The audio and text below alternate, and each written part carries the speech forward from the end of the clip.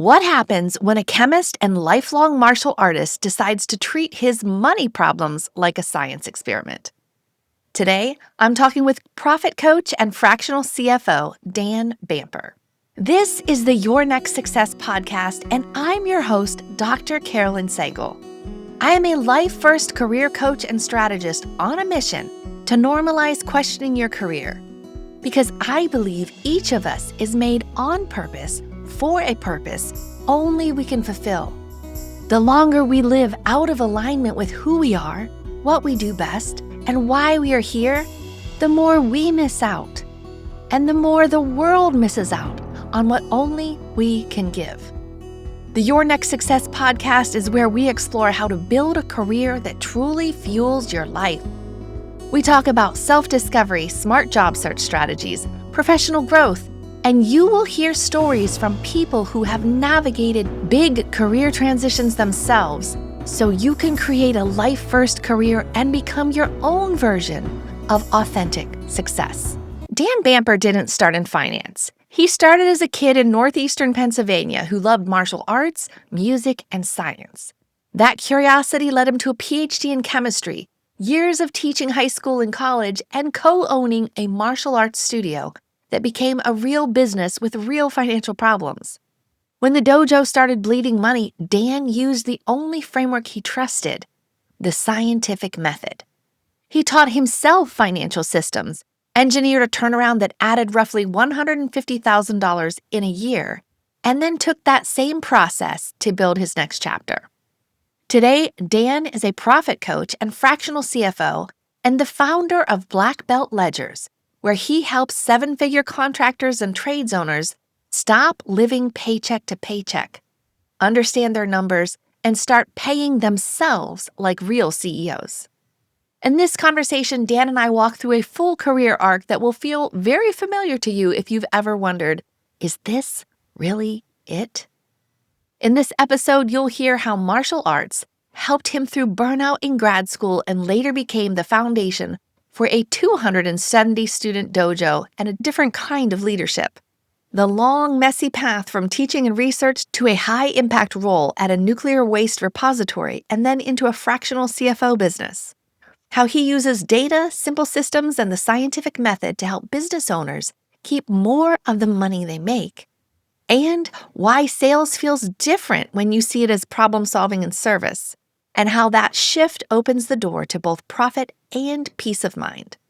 If you have ever felt like you are good at your craft and still unsure where the money is going, or if you're wondering how your skills could transfer into a very different chapter, this episode will give you language, frameworks, and encouragement. Welcome, Dan, to Your Next Success. I've been looking forward to this conversation for a very long time. I'm so excited that the day is finally here. Me too. I know we've had this on the calendar for a little while now, so I'm glad we finally got to make this happen. Yeah, well, we're going to get into all the awesomeness, the huge success that you are now in many different ways. But can we dial it back a little bit? Tell me a little bit about childhood, like where did you grow up? What kind of things were fun to you? I grew up in northeastern Pennsylvania, kind of Pocono Mountains area. Oh, nice. I don't know if you're familiar with it at all. I am. I'm from Ohio originally, so it seemed to me like some people would go take vacations there, or like somehow when I was getting married, there were all these ads of like the Poconos and heart-shaped hot tubs with roses in them. We didn't go, but it was just like, that's kind of interesting. Yeah. I know That's exactly the the extent of place my you're knowledge. talking about too. Yeah, it's mountains. It's beautiful. Apparently, there's heart-shaped hot tubs. Yeah, so I grew up in northeastern Pennsylvania, and probably when I was 8 or so is when I got into martial arts. Okay. And originally I got in, my mom obviously put it in different reasons than I wanted to get into it for, but I wanted to be a Power Ranger. So Nice. yeah. Was there a particular color that you wanted to be? Oh, blue, 110%. Nice. So did you have any siblings? I did. I had an older sister. She and I were pretty tight growing up. So she was about 4 years older than I was, so she was already out of high school by the time I got there. But like, she and I were really close, especially during my high school years. She kind of ended up being mom for a little bit while my mom went back to school. Oh, okay. What did your mom go back to school to do? She went back to school for nursing. My mom went to for nursing when I was like 2 or something, or maybe even under 2, and would bring me to classes. So I don't know if it was like I'm partially formed to like higher education or what the case was. That's awesome. Okay, so your sister, even though she was 4 years ahead, she stayed in the area She did. then? Yeah. Yeah. Actually, she ended up starting her bachelor's degree in chemistry at the local university, kind of a little bit before mom started doing her degree in nursing. Interesting. Yeah. Interesting. Okay, and so as you're kind of going through school, so martial arts is a fun thing outside of school. How about Yeah. during school? What kind of things did you enjoy more than others? I loved math and science classes. I also loved music classes. Particularly when I got to kind of late elementary school, early middle school, I switched over from clarinet to bassoon and really found a passion there that I was just like, this is amazing. I mean, bassoons are really cool. I started with clarinet because Yeah. I was in a small town Ohio farming community, and clarinet was cheaper than a lot of the other instruments, Yes. right? And Yes. it was, if you learned clarinet, then I could teach you how to play saxophone in a half an hour once you are getting ready for marching band or something of the sort. We Right. moved by then, but yeah, bassoon though, like such a cool sound. Kind of cool because I remember going down into like the middle school band director's office. He's like, does anybody want to try the oboe? And I was like, well, yeah, let's do it because clarinet's not really my jam. And he busted out this giant honking monstrosity that kind of looked like a bazooka you had to sit on. And I was like, well, what's this? He goes, well, this is a bassoon. I was like, oh, my mom's got one of those. Yeah, my mom Oh, was a bassoon player too. So it was one of those like, interesting. oh, And so then did you like use the instrument that she had and like get new pads and all that for it, or what I happened did. We there? updated it and overhauled it a little bit. It worked until probably about early high school for me, just because she had a long life, let's put it that way. But once that hit, then I ended up going to like districts, regions, all states. I even did a Yeah. national festival my senior year and did it all the way, even when I was in college. I ended up picking the university I was at because it was a great balance of science and music schools. Oh, so cool. Okay. All right. And so the university that you chose, was it close to home? It was about 2.5 hours south. So it Okay. was Westchester University, right outside of Philadelphia.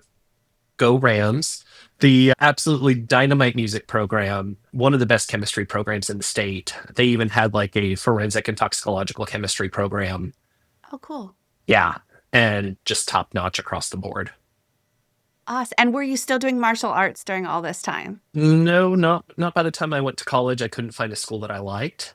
And the other half of that is I also had to balance working a full time job while I was in school to kind of support myself and make ends meet and pay for everything. So it was one of those things where you kind of got to pick, is it the thing you're going to pay to do that's a martial arts thing, or is it going to be the thing that maybe brings you a lot of joy and helps you do cool stuff, which was the Absolutely. music side of things.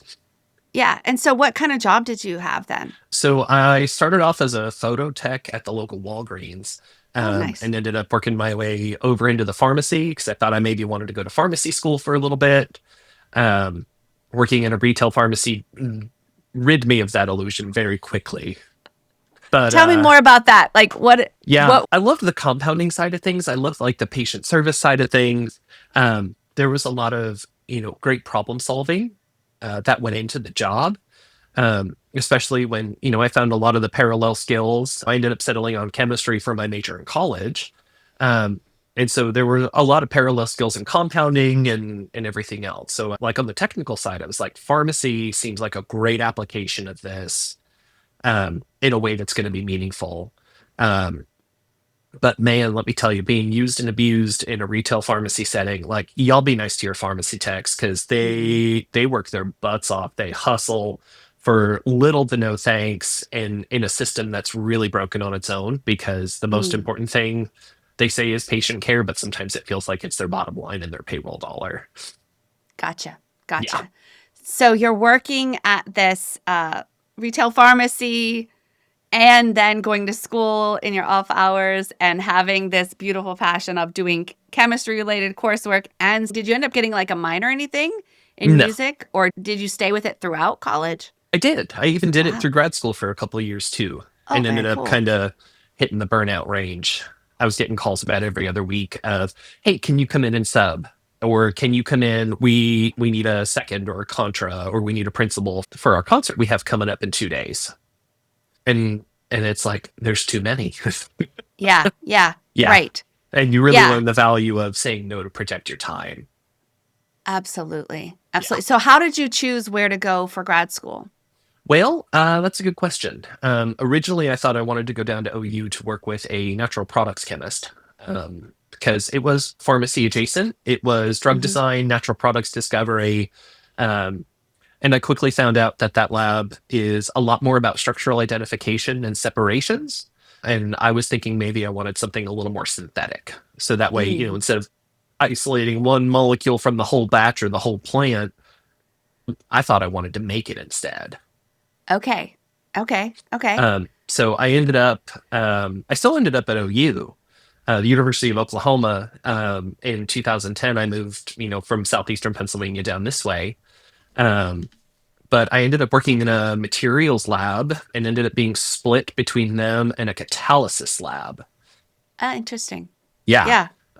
And I really enjoyed the work in both of those because I got to do electrochemistry as kind of the main bridge and synthetic methodology for kind of what my research group was doing.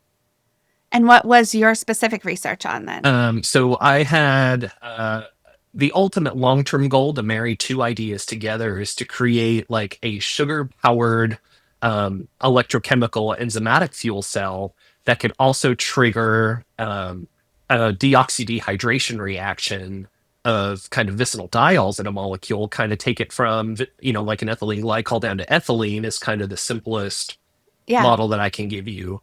But it was through something called the deoxydehydration mechanism. And so the goal was to eventually turn that into an electrocatalytic process instead of a chemical process. Interesting. Hmm. Interesting.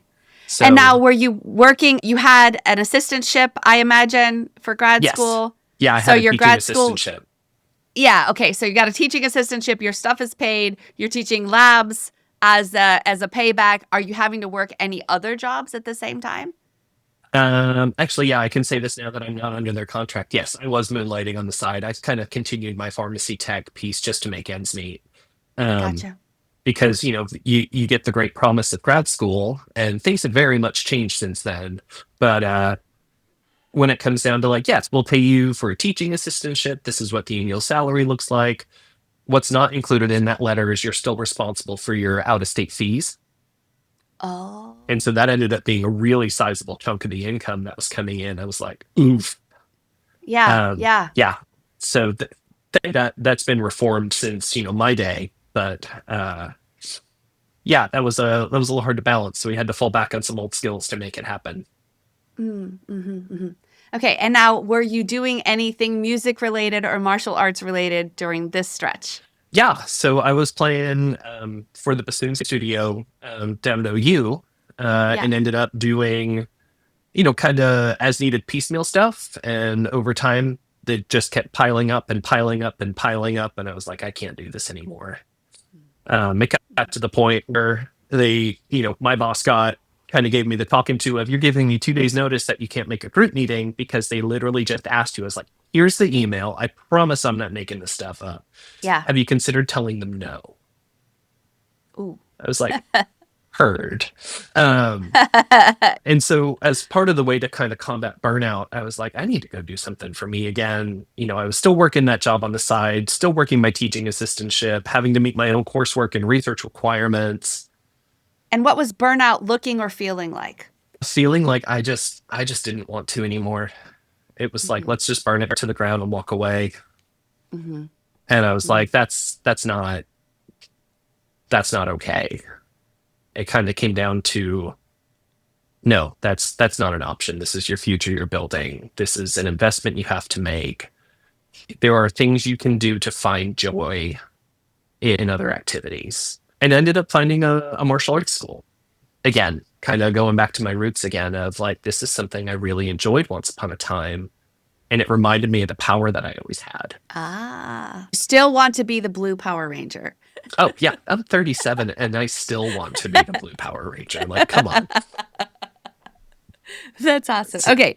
All right. So you're realizing you're kind of burned out by the monotony and the day to day of life. And grad school, let's just go ahead and be honest for anyone It's listening hard. who's still in grad school. It is hard and it is an obstacle course. And while you're in the course, the obstacles move. Yes. That's that's basically the analogy. It's not And not, like, yeah, not just the obstacles, the finish line. the finish line completely Everything moves too. moves. Yes. And honestly, Yes. even in the starting point moves. So you might have already left the starting gate and they're like, oh, by the way, here's the starting gate again. What? It's been 2 years. Yes. Yes, that's the thing. And then you're in there and you're kind of stuck. And then you're like, well, I guess I need, because if, there's that thought of, well, if I leave now, I just have a bachelor's degree. So then what was all this for? And then Exactly. there's some people that do choose for a variety of reasons to perhaps modify their educational plan and get a master's degree for many, many reasons. Yep. And then even beyond that kind of possible stopping point, it's like, well, if I leave now and I didn't do that, I just have a bachelor's degree. Yeah. So, And the other side of that, like there's a big psychological side because then it turns into like, there's a big part of me that said don't give up on yourself. And I think that's the big push because there were even more obstacles that came up kind of throughout the journey then because martial arts kind of ended up replacing music on the passion side again. okay. Um, I ended up training at a school for a little while, really found a good community and a space there, and ended up that's what replaced my pharmacy tech job was teaching martial arts. And did that bring you more joy than the It pharmacy did. tech job? Oh, yeah, because like I got to be in there. Like I've always said, like even when I was in high school, it's like, man, I would love to teach. And I did. When I got to grad school, I loved my teaching assistantship. I got to actually run the large lecture classes, like instructor of record. Um, and and then when I got to go teach martial arts, I was like, this is a mission. This is impactful. I still say a lot of the things my instructor did as a kid for me, like my sensei, he was so instrumental in shaping me into who I am today. Mm. Because the challenges, the support, the accountability, and just kind of like this constant belief that you just had to choose to. Yes. I Yeah. remember our kids, we got them involved in taekwondo. I'm thinking we're invited to a birthday party. Then they were switching ownerships. So I'm like, okay, we're invited to a birthday party. They're switching ownerships. They are offering 30 days plus uniforms. So this was September. My kids were 5 and 8. And I'm like, what a rock awesome way to get matching family Halloween costumes. Sounds great. Yes. Sign me up. Okay. My 5-year-old decides at a ripe old age of 5, I'm going to become a black belt at 5. My Yes. husband already had a black belt from prior to meeting me. So Hmm. he's all in and signing in. And then we're like, we'll just do it as a family. I'm sure the 8-year-old also, but I was like, man, you have a 5-year-old committing, which is awesome. You have a 5-year-old committing, but 5-year-olds commit to lots of things They and they sure don't do. understand the complexity of how that actually works. And it was really cool, especially with young boys, because they were making a big point of mind focus, body focus, eye focus. And you're like, Yes. aha, here we go. These are skills that I did not read in the multitude of parenting books. These are No. things of move your body, get it done for some purpose, potentially, yeah, maybe be able to have some skills should anything ever go down and don't hurt your friends, right? So like Right. that was But it like just kind of that general perseverance, dedication, like push through. You can. I 100% contribute that mindset to martial arts. absolutely, And absolutely. And so was karate your favorite form or what's been your favorite form? it's always changed over the years. I've done a lot of styles since then. Okay. Okay. My start's always in Ishimura karate, and it is kind of the foundation I've built everything else on. When I started training in Oklahoma, I was with a Taekwondo school. So it was kind of like karate adjacent, a lot of striking, maybe a little more kick emphasis. And then started training in some Brazilian Jiu Jitsu. And I was Oh, like, this is all right. Like, I see the value in it. It's just not my favorite. But then I found some kickboxing and Muay Thai, and that is arguably like my favorite. There's just something about the fight methodology, the philosophy behind it, and I think it's really helped me kind of maximize and embed everything on the martial arts side in it. It's very powerful, and I still say martial arts reminds me of all the things I can do. Yes. And then sometimes you just kind of like your mind just gets to this space and you just do whatever the form is or do whatever the things because you've practiced it so often. You just do, right? That's Yeah. shut off. That's amazing.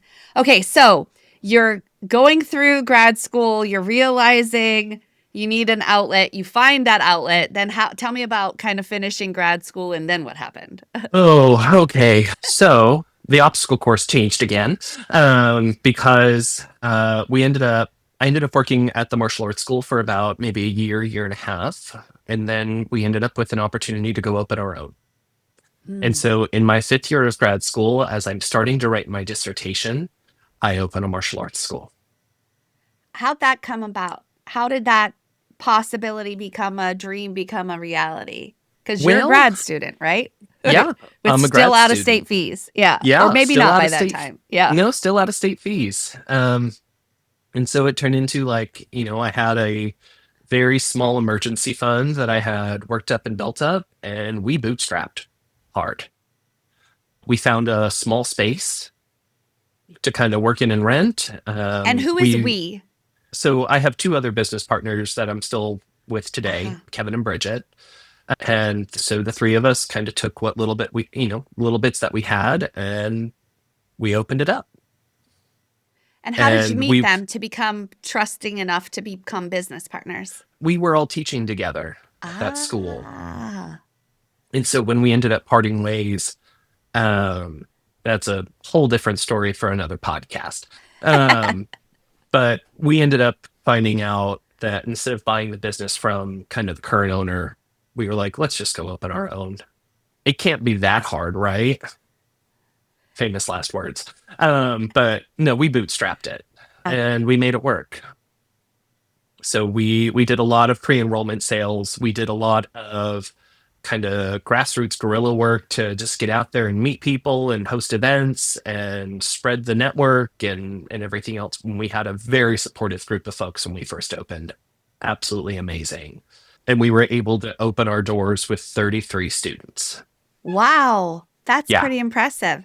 That's really impressive. And so, and just to fast forward to now, are you still with you're still with the same business partners? Yep. And Still our the business same now location? no, we've grown. We moved into Yeah. a much bigger spot, but we're at 270 right now. Wow. And how many years has that been?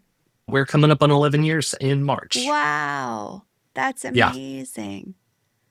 Yeah. How many students do you think you've impacted? Thousands. Yeah. It's different because the other part is, when you do the competition circuit and you meet the other students there, and they're the ones that come up and say, hey, watch this, look at me. What do you think? I've been working on this. We talked about this last time. And so it's not just, kind of your own students, it's the network you get to meet too. That's so cool.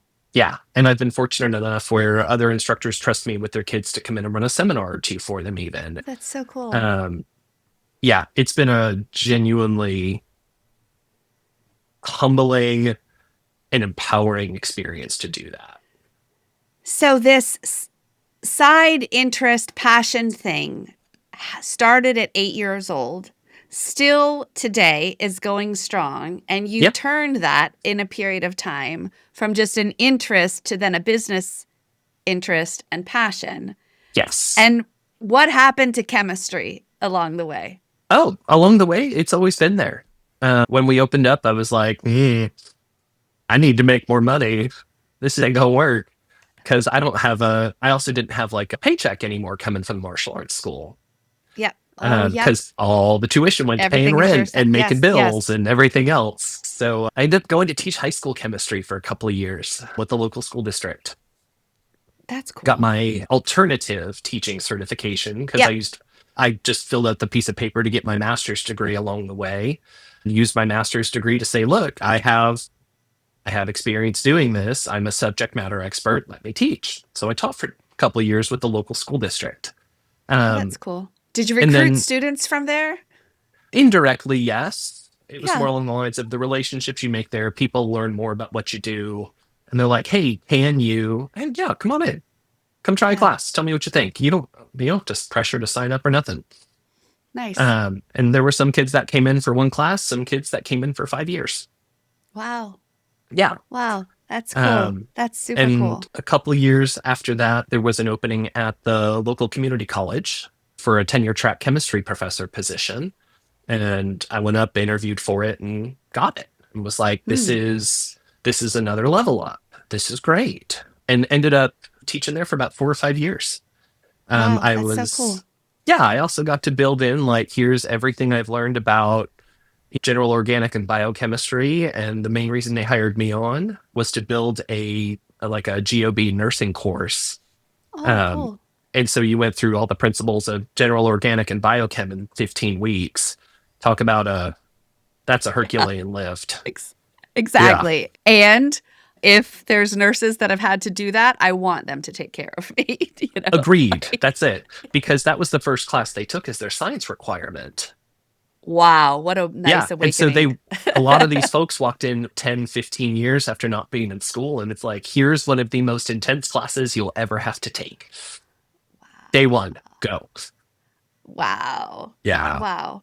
Wow. But interesting that you're still supporting that nursing. Sometimes there's in families, you can kind of look, and if you look back far enough, you can see some sort of common interests and common threads in families. So seeing from your family some music interests, the nursing thing, the chemistry thing, all coming together. Now, did anybody else in your family ever do martial arts related interesting things? No, You're the not first. like that. Okay. I was the first, Yeah. kind of the first one. Yeah. My sister was a gymnast. So Oh, she had wow. her own interest. Very cool. Okay, very cool. All right. So, and then what happened? Let's see. And then COVID hit and everything, like the world changed, right? So I was lucky enough to finish my dissertation by 2019. So about 8.5 years after I started, but I still finished it. And it's actually the one hanging right up there on the top behind me. Wow. And that was huge. That was a moment of like, this is it. And so balancing all of that while teaching full time, teaching at the dojo full time and running that, it was a lift to do it all. And so when COVID hit, it was great. Now everything has to go online. Universities had no idea what to do. They didn't know what support they even needed to bring their faculty members. And so it was like, well, here's a podcasting mic, I guess, figure out how to do virtual. And so I ended up creating an entire virtual laboratory course that was like, here's the experiments carried out. Here's what they look like. Here's how the procedure works. And here's some sample data collected from the video. Mm. Process it and tell me what insights you got from it. It was you do the best you can with what you have. Yep. Yep. We also ended up having to do a virtual pivot for the martial arts school too. So we did martial arts on Zoom. Yeah. Tell me about how that works with children.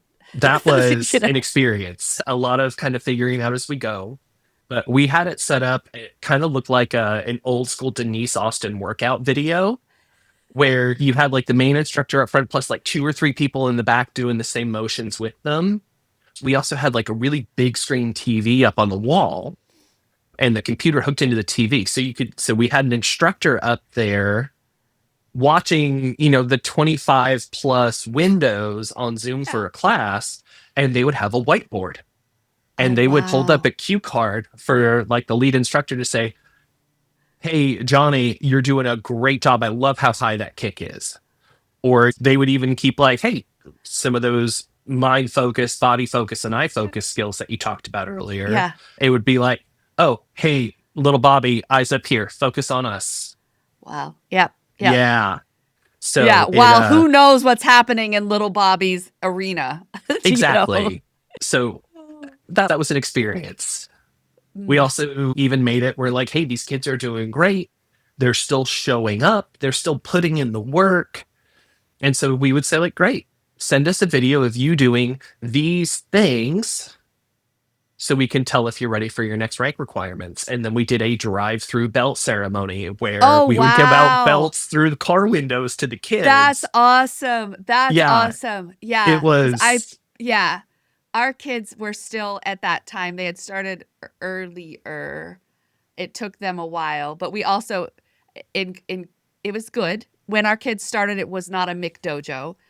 Yeah, And so, which was good. You want, it's not about the time. It's about, are you ready? Did you put the work in? And if exactly. so, let's go. Right.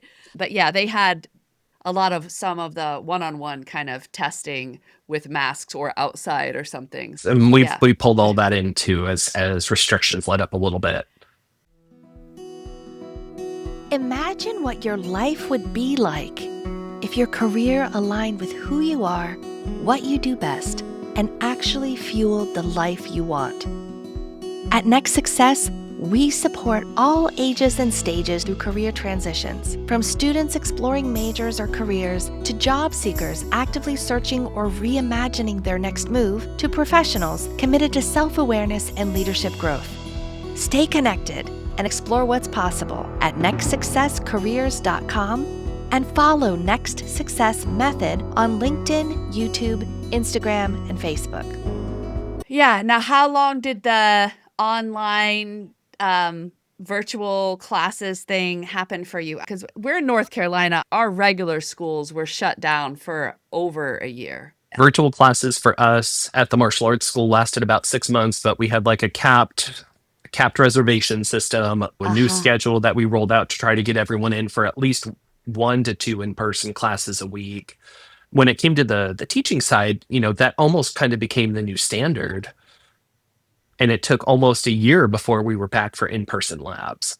Wow. Interesting. And, Yeah. and so even then it turned into a virtual lecture component and an in-person lab component, which I was very thankful for, because virtual labs, I will defend this statement until the day I die. Virtual labs ain't going to do it.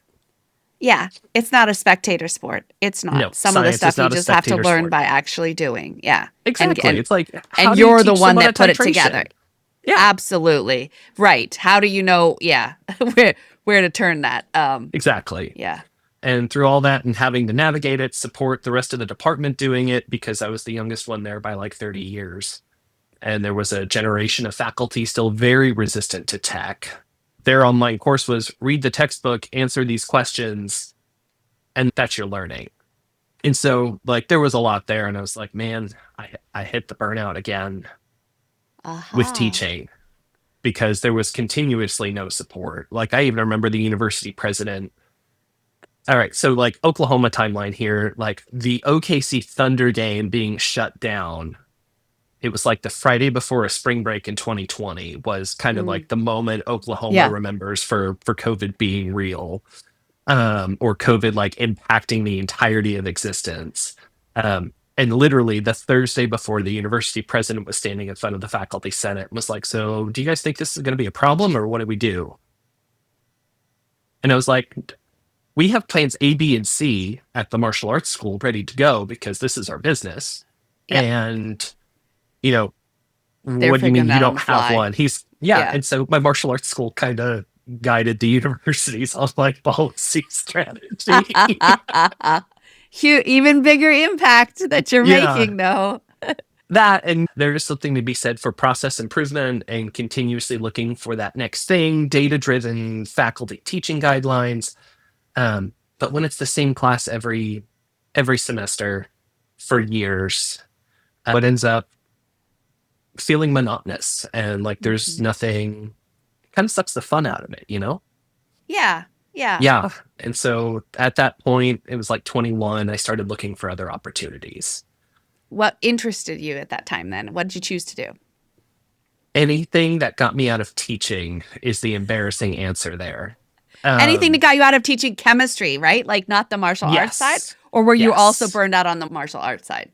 I mean, we all had felt a little bit of burnout at that point, because it really, like, teaching to a screen is not nearly as much fun as teaching to people. And that's just the rule across the board. It doesn't matter if it's science, martial arts, physical ed, anything along those lines. But I ended up putting in an application to the general physical scientist pool with USA Jobs and ended up getting a phone call from Carlsbad, New Mexico.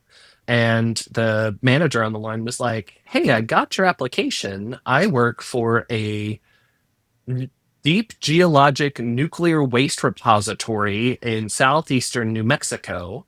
And between your experience in business, teaching, and your PhD in chemistry, I think you'd be a great candidate for our waste characterization manager." And I was like, "Well, I don't know what that means, but okay, who'd you say you were with again?" Yeah, He's like, yeah, "I'm with the yeah. Help waste." me Yeah, understand more. he said, "I'm with the waste isolation pilot plant." So it's a repository in southeastern New Mexico that's run by the Department of Energy. And so the idea is from like the Manhattan Project and some of the nuclear project development back in the day, a lot of what ended up happening is they said, "Oh, okay, great. Well, now we've isolated all this radioisotope and enriched plutonium and uranium, but also like some of this waste that we got out of it, we got all the good stuff out, but the rest of it's still kind of sort of radioactive. And what do we do with it?" And so back in the day, they were like, "We'll just bury it. It'll be fine." Yeah, And yeah. so sites like Los Alamos, Idaho National Labs, Oak Ridge, they ended up putting a lot of these wastes just in trenches and kind of saying, "There you go." And then in the 90s, 80s and 90s, that's when the EPA was like, okay, so it turns out that's not great. Let's get rid of that." Yeah. And so Yeah. that sparked this entire like huge mission from the Department of Energy to figure out, what do we do with all of this legacy waste that's across the country. And so they came up with the idea for the waste isolation pilot plant with it's, and they said there was a lot of modeling and a lot of policy, but it turns out the kind of unique like geology thing about southeastern New Mexico is that there's a lot of salt mines there. And salt as a mineral is really fluid, which means if you harvest salt out, it will shut itself back in and encapsulate itself again. And they were like, "Well, this is perfect. Here's how this could work." They did a whole lot of modeling. There was a lot of policy investigations, a lot of science behind it, done by teams of people that are way brighter than I'll ever be. And so they came up with the waste isolation pilot plan, and they created a set of waste acceptance criteria and analysis plans and everything else to take all that legacy waste from the national labs and safely place it in a salt mine. Interesting. Yes. Interesting. And Interesting. so, How far was that from where you were? Did you have to go there? it's about Or, like- 450 miles away. Yeah. So Yeah. yes, I ended up talking to my business partners and was like, "I have this insane opportunity that is going to change my life forever." Because I went from being a tenured community college professor who was, maybe somewhere in the 50s in terms of salary, and I was offered a GS-14 level position with the U.S. Department of Energy. It And was what does like that mean as far as like for regular people that don't know what that salary band looks like? more than double. Like that's a life-changing Absolutely. opportunity. And so I talked to him and we worked it out, and it was like, okay, if you're gonna, if this is something that can go, here's, and we restructured and pivoted and adapted a little bit. And so you And moved or you traveled? I moved. Wow. Yeah. And then what happened to the martial arts business while you were So- not there? Yeah. While I wasn't there, I was like, I still want to contribute. I still want to take care of my business, make sure my baby's taken care of. And so that's when I started learning how to be a CFO, because I understood data. And I was Yes. like, oh, there's money is a data set. Well, I don't know how much about this is built yet. Well, let's go learn. So I learned about financial accounting. Interesting. And I This was is like, so cool. It's like Yeah. you're seizing opportunities that are allowing you to build new skill. Like, oh my gosh, this is amazing. that's it. Okay, so okay, so you're driven by this life-changing career opportunity to both do good and make an amazing amount of money to help you in your future. Yes. Now you have the need because you're still committed to this business. So what can I do to help the business while I'm not physically there? I guess I'll learn CFO skills, accounting skills. And so then what happened? So while we were away, or while I was away, like I learned a lot about not just the chemistry side of things from like a Resource Conservation and Recovery Act perspective. And then just for context there, that's called RCRA, is kind of the acronym for it that you'll hear the waste field talk about a lot. And that's the main legislation that is enforced by the Environmental Protection Agency. So it was a Aha. lot of environmental and regulatory compliance and building programs that meet those requirements. So that way they can identify, hey, this waste is safe to in place according to the acceptance criteria, safe to transport according to DOT regulations. And I saw all of a sudden, like my understanding of, oh yeah, I get how systems work. I get how systems work now because they just work within a small organization. It talked about how, you know, you have this facility, WIP, owned by the Department of Energy, the Environmental Management Office, but, with Los Alamos, it's owned by the NNSA, the National Nuclear Security Administration. And so it was like, oh, well, they're both part of DOE in some capacity. They're just different branches of it. So you got different branches of DOE, and they're both employing contractors to run the facilities and implement the programs for them. And so you had to learn how to talk to your contractor, when to talk to theirs, and then when to talk to their field office to ask them, hey, can you have your contractors do this for us? And it was about, here's how we can build programs that other sites can implement to meet our requirements, to meet any state and local environmental, transportation, any other requirements by other stakeholders.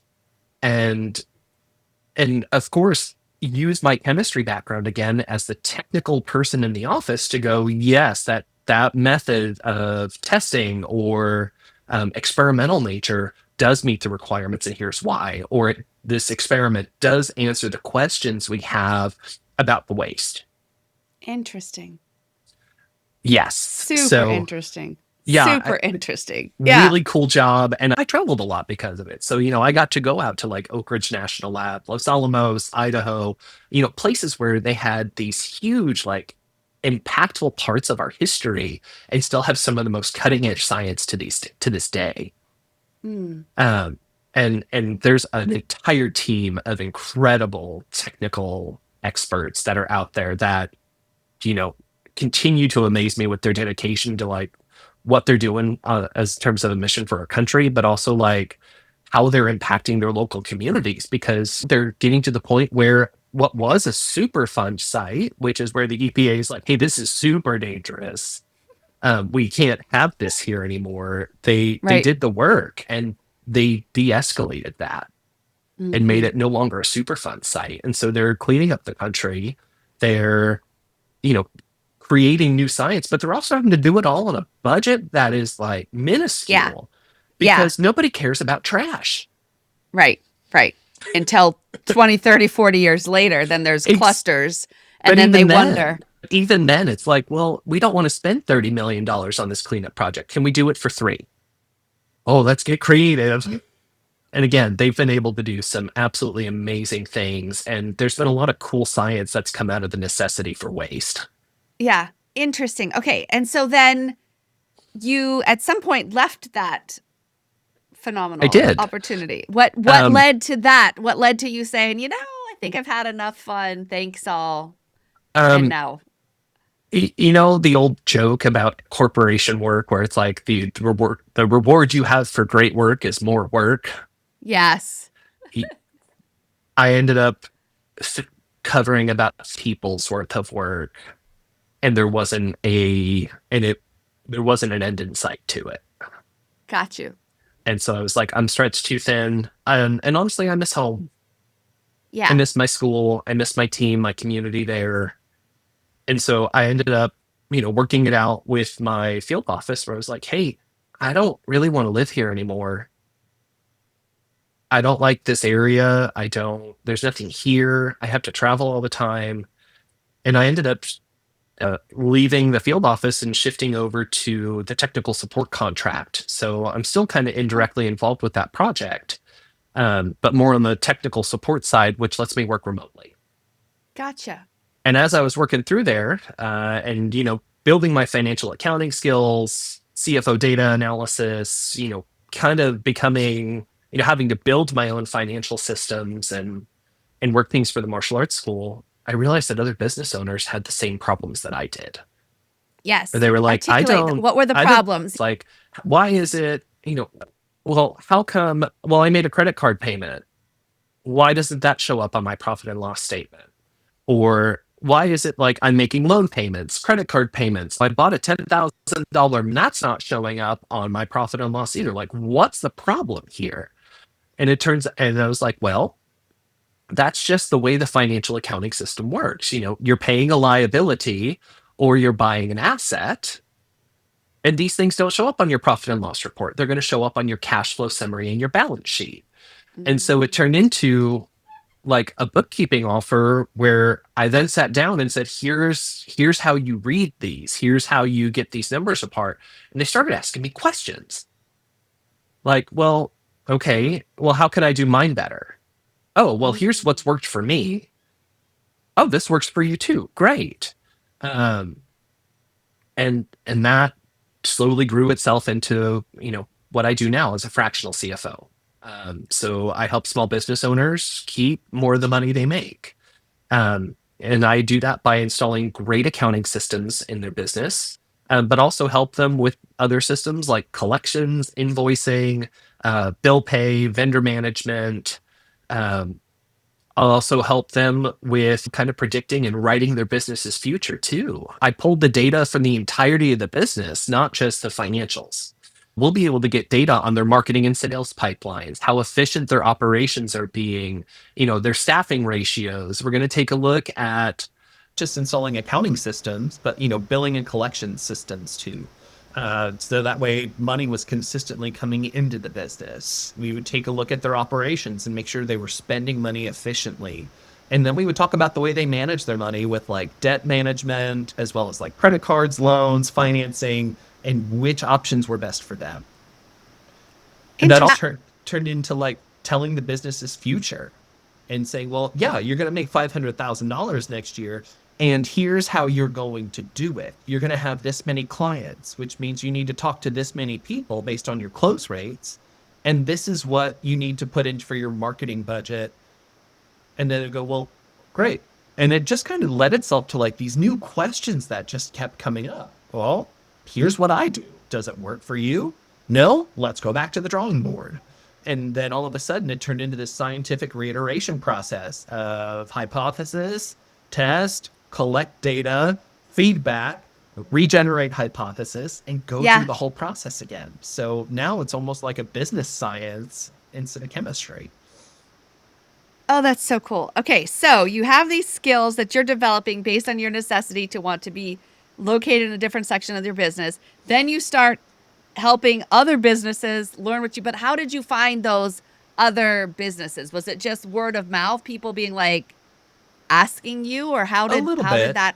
I ended up kind of launching a bookkeeping side hustle right as I was starting to transition out of the federal government, because I was like, my technical support contract is part-time and I still have income needs. So I was like, well, let's start a side hustle. So I started just kind of local networking events, things along those lines, and picked up a couple bookkeeping clients over a couple of years, and they would just continue to ask me questions and I'd bring them answers. And over the span of about a year, I was like, hey, so not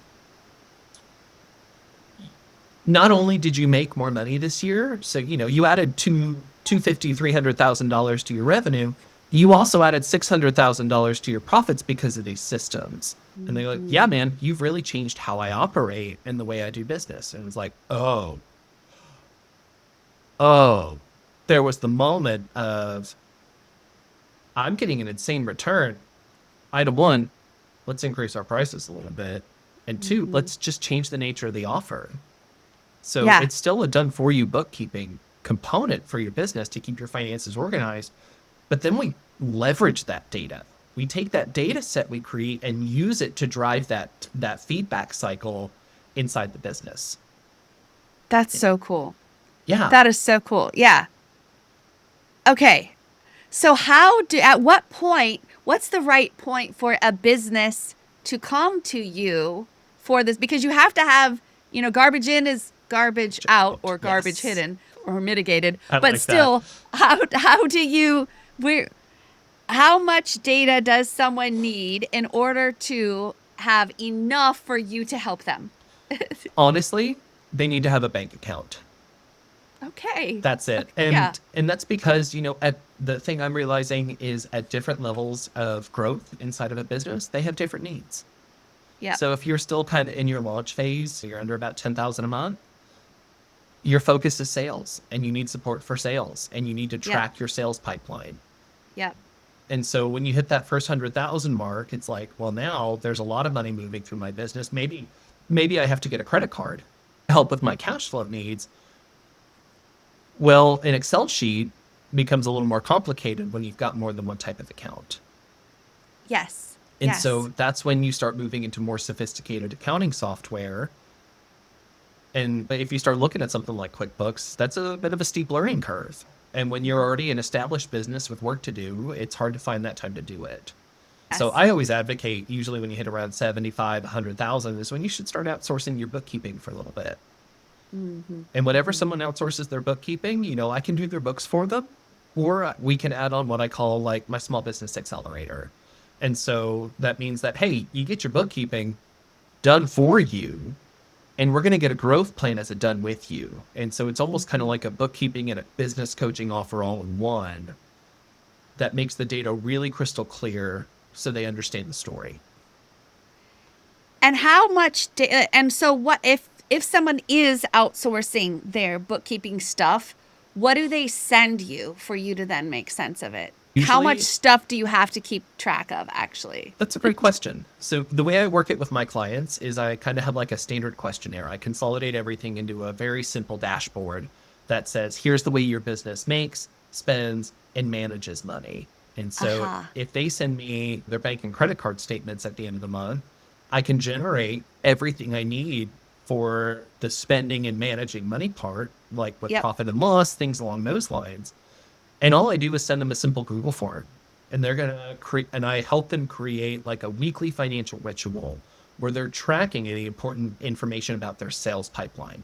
And so a simple way for anyone to get started is just keep track of the number of leads, the number of conversion, or the number of like prospects or sales calls you get, or estimates you give, depending on your industry, and the number of closed jobs. Interesting. And so by combining, a little bit of operational data and their financial data, we're able to help them tell a story and then write the story the way they want it written. Because, if you're trying to grow your business, you can either make more per client, increase your average job or client value, or you can serve more clients. Yep.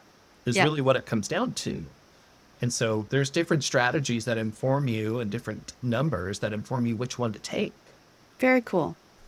Very cool. Okay, so how do people find you now? Now you can find me a couple different ways. Honestly, the easiest way to find me is my website, blackbeltledgers.com. Obviously, you can see the martial arts theme there. Absolutely. Yeah. Absolutely. It's a great thing. And we're also on Facebook and Instagram with those. Just by typing that in, I should come up pretty easily, just like that. That's cool. Now, how has your definition of success changed over time? Like as a child, what did you think it was? And then evolving into now, and what does it mean for you? When I was a kid, it was always like, oh man, you got to make that 6-figure job. Got to have enough money to buy what you want. And then as I started teaching, you don't go into teaching for the money by any means. It turned into a little bit more about like, this is the mission and the impact you have. How are you accomplishing that mission? And the martial arts school really helped to drive that home. And now the mission is really just like, can I support myself and my partner the way I want to, and give us the life we've worked hard to build? Like the mission comes down to the impact you have. Yeah. And if I can help business owners change their lives because they've changed their own financial situations a little bit, they have the breathing room, they have the capacity, I help them get good processes for even like hiring and onboarding. And here's how you make your operations more efficient. And by helping them buy back some of that time, that freedom, even that financial, that financial coverage, that's a mission accomplished in my book. I believe you can take care of yourself by taking care of others. Absolutely. Absolutely. This has been so exciting. I love how the data, because that's the thing. Sometimes people, when they're considering pivoting from chemical related careers, heavy science related careers into something else, they're like, well, if I do, then I won't be a scientist anymore. And I'm like, no. Like, the way that I frame everything is within the scientific method, and that Yes. can go as a foundational element to launch so many different ways. So I love the way that you've taken your scientific training and continued to add skills along the way, seizing opportunities, taking risks, and also having this weaving theme of teaching others, helping them, so that and in teaching others, you're getting stronger in the concepts yourselves to then be able to level up and continue to offer the next thing and in iterations. I'm fascinated. It kind of goes back to the one thing my boss always talked about in grad school was like, what's the fundamental question you're answering, or what problem are you solving? And if everything is done under that lens, not just in science, but in business too, a lot of problems and obstacles go away. Yes. Because when I talk to my clients, they're like, man, I hate doing sales. Why? Well, I feel like a slimy used car salesman, but you're not selling, you're solving problems. And you just see the moment of like the entirety of the world shifts a little bit. Yeah. And they go, oh. And then all of a sudden they're not afraid to do a sales call. They're not afraid to talk about the problem they solve or how they solve it with their marketing, or even how to talk to their team about focusing on the mission they're accomplishing, and everything else follows through. Yes. Yes. Sales is service. Yeah. Sales is problem solving is the way I say it. Absolutely. Yeah. Some people Well, can solve their problems. Some people you can't. Correct. You can lead a horse to water, you can't make it drink. Just, yeah. And if there's ever somebody that does have that desire, wanting to understand, how can I support the life I have while trying to build the life I want? How can I take a business idea, turn it into reality, take a business and scale it on the financial operations side? Dan is your man for sure. Yes. Excellent proven systems in many different arenas. So what is next for you? What's your dream for future Dan? That's a great question, because I'm at a little bit of a crossroads again. The Black Belt Ledger side is doing well. And again, those systems and frameworks are in place, and I'm able to make a pretty good impact locally. Yeah. I actually had a colleague of mine that I used to teach with. She made an introduction to an executive director of one of the state agencies here in Oklahoma. And they have a need for a chief science officer that helps build policy, drives laboratory compliance regulations, oversees a public health aspect, and starts to weave all of those things back together. And I'm like, ooh, this sounds like an opportunity. Absolutely. Yeah. Like a fascinating opportunity. Yeah. Gather as much data as you can, make a data-driven decision, and see what's up. Well, I'll look forward to kind of following up with you and seeing and then what happened. I've actually gone through 2 interviews for the position already, and now we're waiting in the limbo of what's it look like to move forward. Interesting. Well, I wish you definitely all the best Thanks. with that. And thank you so much for your time sharing with your next success. Again, anyone, please contact Dan. He's a wealth of information, beautiful help, wants to just make a big impact and apply all these things to help you and your business grow as well. You got it. Thanks so much for having me today. This was a great time. Thank you, Dan. Dan, thank you for sharing such a grounded look at what it really takes to move from I am burned out and overextended to I am building systems that actually serve my life. I appreciate how clearly you showed that scientific training, martial arts discipline, and teaching experience can all become fuel for a completely new lane, and how you broke money down into something we can work with, not something to fear. If you want to learn more from Dan and get support with the financial side of your business, head to his free school community. You'll find links in the show notes. And as always, if this episode encouraged you, please share it with a friend who needs a reminder that their skills are more transferable than they think. Make sure you're following the Your Next Success podcast so you never miss an episode.